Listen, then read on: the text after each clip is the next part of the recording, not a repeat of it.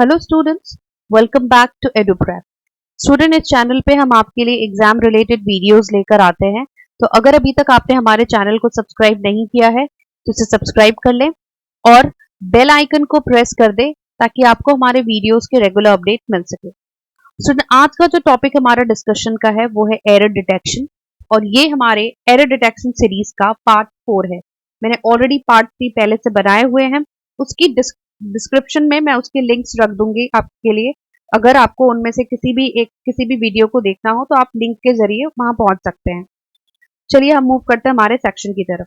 Student, मैंने आपसे पहले भी अपने प्रीवियस वीडियोस में भी कहा है कि एरर डिटेक्शन बेसिकली स्टूडेंट का, जो एग्जामिनर है वो स्टूडेंट का कमांड चेक करना चाहता है ओवर इंग्लिश ग्रामर। ठीक है, यानी एरर डिटेक्शन के क्वेश्चंस देने का जो पर्पस होता है एग्जामिनर का, वो सिंपली यही है कि वो ये चेक करना चाहते हैं कि आपका इंग्लिश ग्रामर कितना स्ट्रॉन्ग है। ठीक है, तो बहुत इंपॉर्टेंट सेक्शन है क्योंकि ग्रामर बहुत वास्ट है, बहुत सारे डिफरेंट रूल्स हैं। लेकिन एसएससी के लिए अगर मैं कहूं तो कुछ स्पेसिफिक रूल्स अगर आप प्रिपेयर कर लेते हैं तो आप इस सेक्शन को बहुत इजीली 100% स्कोर कर सकते हैं इस सेक्शन में। ठीक है, बहुत ही इंपॉर्टेंट सेक्शन है। तो हम कुछ ऐसे ही रूल्स आज यहाँ डिस्कस करने वाले हैं। मैंने आपके लिए 10 क्वेश्चंस रखे हैं, यानी 10 डिफरेंट रूल्स। तो वो रूल्स अगर आपने प्रिपेयर कर लिया, तो अगर आपने उसको पूरा अच्छे से देखा है, समझ लिया है, तो आपको 10 डिफरेंट रूल्स जो है वो क्लियर हो जाएंगे। ठीक है, तो चलिए हम सेशन को आगे बढ़ाते हैं और चलते हैं हमारे फर्स्ट क्वेश्चन की तरफ। तो यहाँ आपके पास फर्स्ट क्वेश्चन है। डायरेक्शन में आपको दिया हुआ है कि आपके पास कुछ सेंटेंसेस हैं जिसमें एरर जा सकता है और जिसमें नहीं भी हो सकता है। आपको उस पार्ट ऑफ द सेंटेंस को ढूंढना है जिसमें एरर है। ठीक है, चलिए फर्स्ट क्वेश्चन की तरफ चलते हैं। फर्स्ट क्वेश्चन क्या कह रहा है आपसे? This town is not very well known and there is not much to see, so a few tourist come here.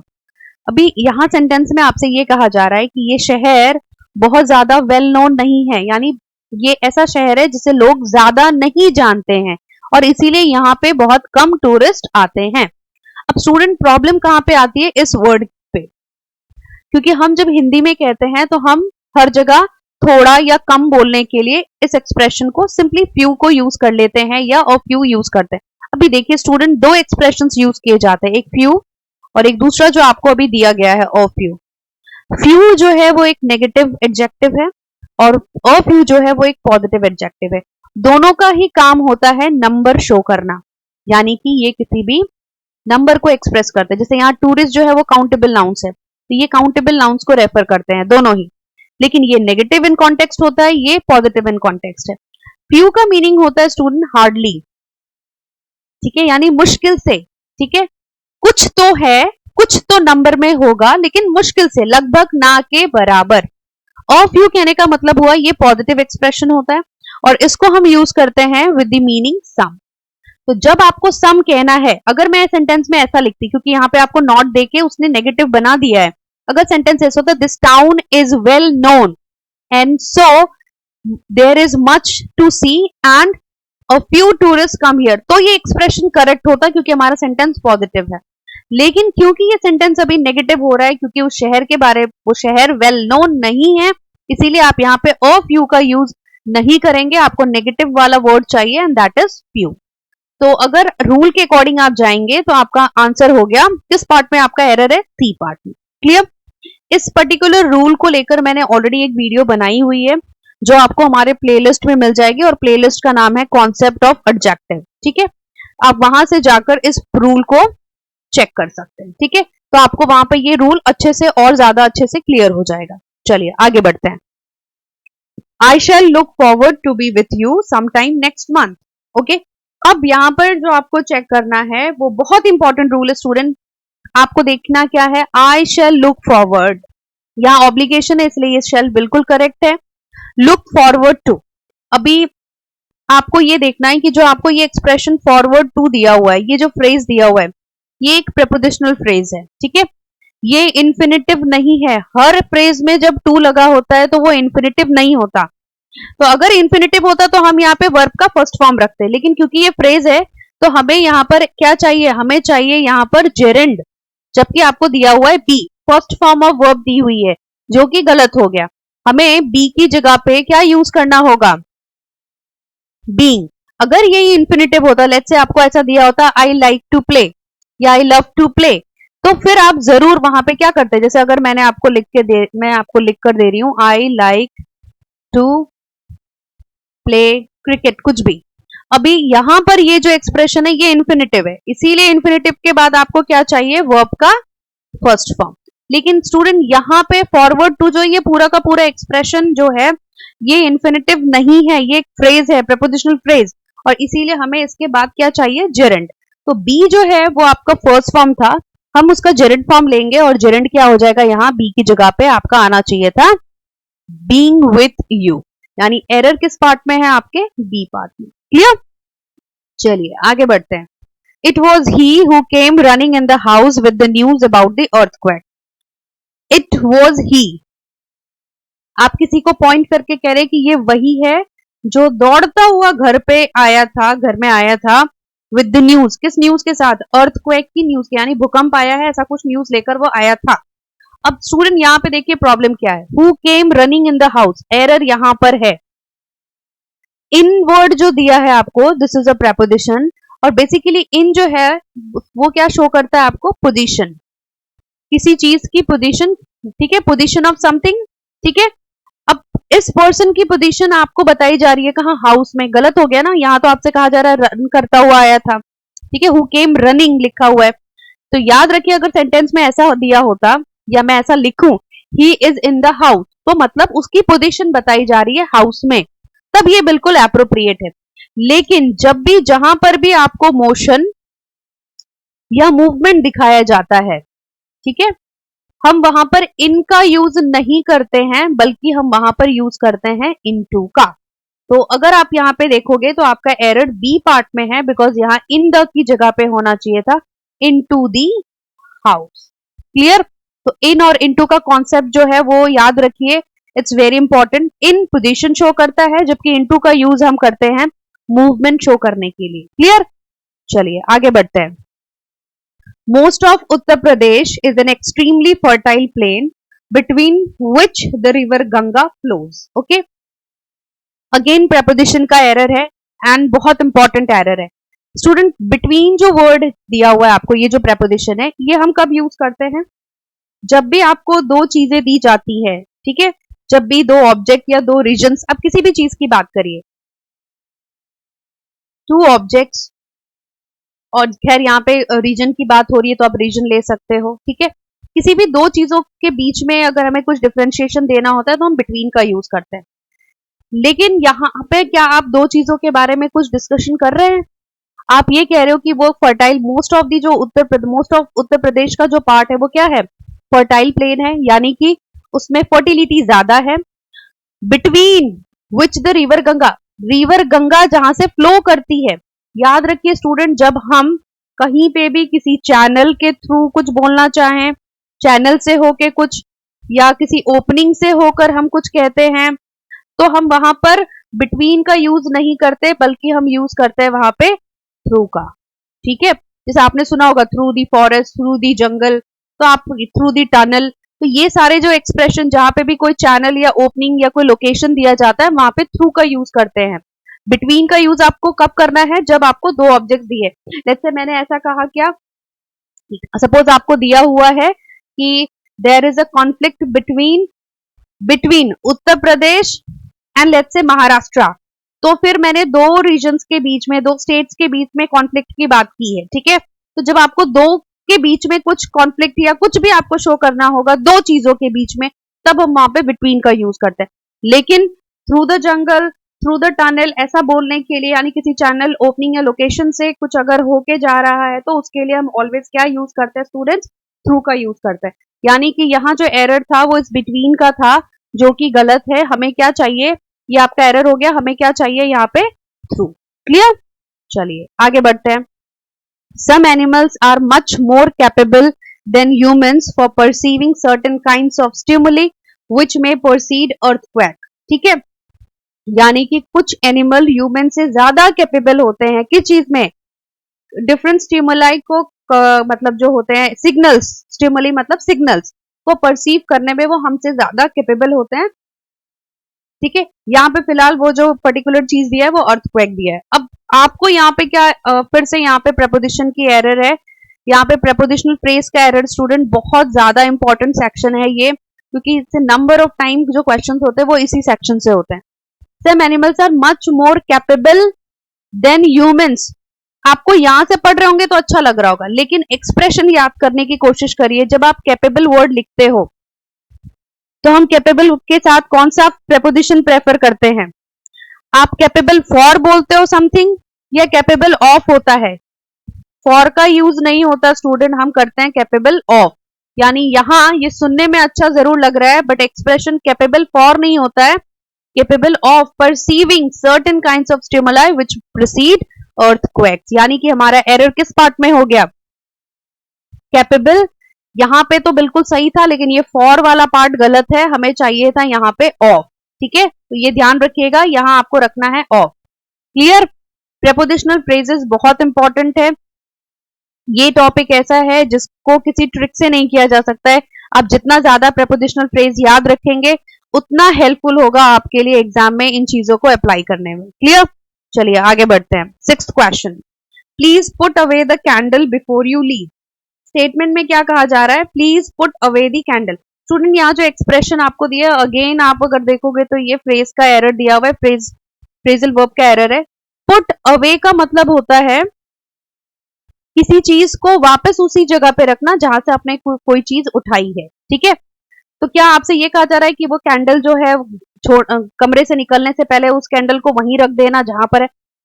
इसकी बात नहीं की जा रही। हमसे कहा जा रहा है जो कैंडल है उसको बुझा देने की बात हो रही है, एक्सटिंग्विश करने की बात हो रही है। तो ये एक्सप्रेशन आपका गलत हो गया। पुट अवे की जगह पे हम लिखते हैं put out the candle. Put out something का मतलब स्टूडेंट क्या हुआ? पुट आउट का मतलब हुआ टू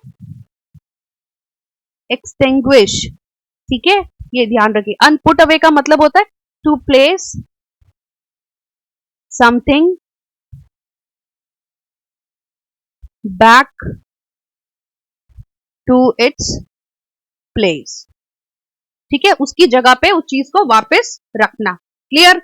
चलिए आगे बढ़ते हैं। Had I came to know about his difficulties, I would certainly have helped him. अगर मुझे उसकी परेशानियों का पता हो गया होता या लग गया होता तो मैं उसे जरूर मदद करता। ठीक है, ये कंडीशनल सेंटेंसेस हैं स्टूडेंट, बहुत इंपॉर्टेंट होता है। अब आपको अगर टेंस का एरर दिया जाता तो ऐसे एक्सप्रेशन में यहाँ वुड हैव का यूज किया जाता है, यही आपको चेक करना होता है। फिलहाल वो एरर नहीं है क्योंकि यहाँ पे ये बिल्कुल करेक्ट है। यहाँ पे एरर इसी पार्ट में है, यहाँ पे इन्होंने जबरदस्ती सेंटेंस को इन्वर्ट किया हुआ है। आई वुड सर्टेनली हैव लिखने के बजाय हमें लिखना चाहिए था आई वुड हैव सर्टेनली। और अभी ऐसा हमें क्यों करना है?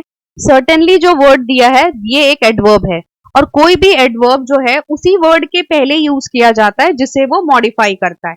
अब सर्टेनली किस चीज के लिए है? हेल्प्ड के लिए है। यानी कि ये एक्सप्रेशन यहां आने के बजाय कहां आना चाहिए था? हेल्प्ड के पहले। और आपका करेक्ट एक्सप्रेशन होना चाहिए था आई वुड सर्टेनली के जगह पे I would have certainly helped him.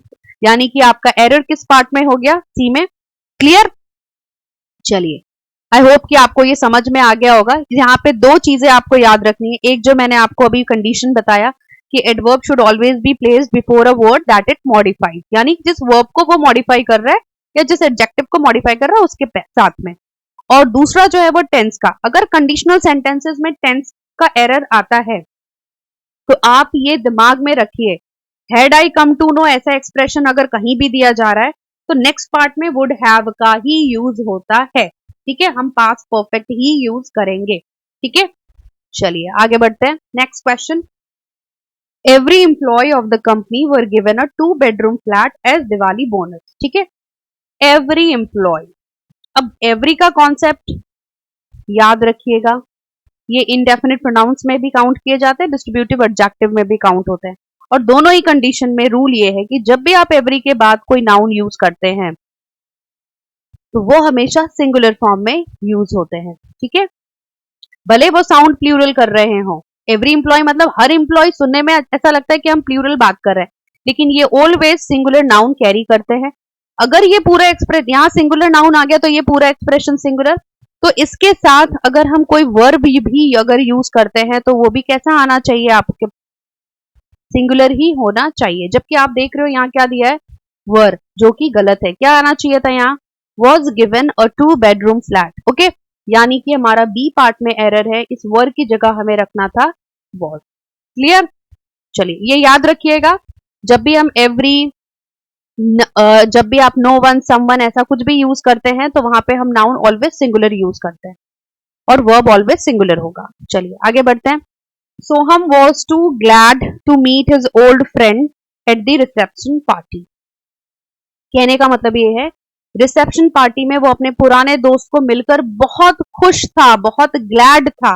अब स्टूडेंट यहाँ पे देखिए प्रॉब्लम क्या है, टू जो एक्सप्रेशन है वो एक आप एडवर्ब है और ये आपको शो करता है डिग्री ऑफ समथिंग। ठीक है, डिग्री, इसको हम जो वर्ड दिया हुआ है टू, इसको आप डिग्री के लिए, मतलब ये आपको इंटेंसिफिकेशन शो करता है। ठीक है, तो जब भी आप टू का यूज करते हो हमेशा याद रखिएगा, टू का यूज हमेशा अनप्लीजेंट एडजेक्टिव के साथ किया जाता है। ठीक है, जब आपको कोई अनप्लीजेंट एडजेक्टिव दिया जाएगा तो आप टू का यूज करेंगे। जैसे अगर मैं ऐसा लिखूं, I am too tired to walk, expression negative है, अनप्लीजेंट है, इसीलिए मैं क्या कहना चाह रही हूं, मैं इतनी थकी हूं कि चल नहीं सकती। यहाँ पे आप क्या बोलोगे, मैं इतना ग्लैड हूं, तो आपको यहाँ नेगेटिव क्लॉज चाहिए था जो पॉसिबल यहाँ पर नहीं है। स्टूडेंट टू का यूज हमेशा अनप्लीजेंट एडजेक्टिव के साथ होता है। ठीक है, तो आपको हमेशा याद रखना है कि टू का यूज आप किसी भी प्लीजेंट एडजेक्टिव के साथ नहीं कर सकते। सेम मीनिंग को कन्वे करने के लिए हम यूज करते हैं वेरी का।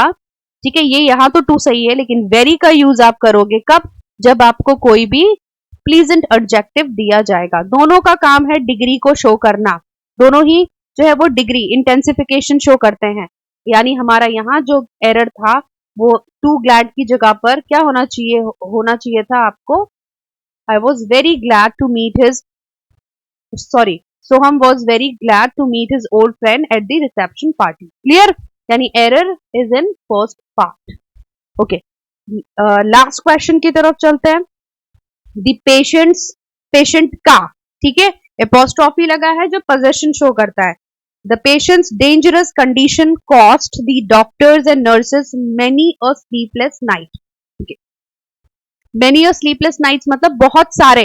ठीक है, अभी यहां पर कितने पेशेंट की बात हो रही है, पेशेंट्स में एपोस्ट्रॉफी लगाया है, मतलब पर्सन तो एक ही है। आपको अगर ऐसे दिया गया होता तो ये प्लूरल होता, लेकिन जब आपको ऐसे दिया जाए तो ये हुआ पोजेशन शो कर रहा है, ये याद रखिएगा। ठीक है, ये आपका क्या शो कर रहा है, यानी पोजेशन कहने का मतलब ये डेंजरस कंडीशन किसकी है, पेशेंट की, और इसकी वजह से डॉक्टर और नर्सेस को काफी स्लीपलेस नाइट झेलने पड़े। अब ये कॉस्ट आपका वर्ब है।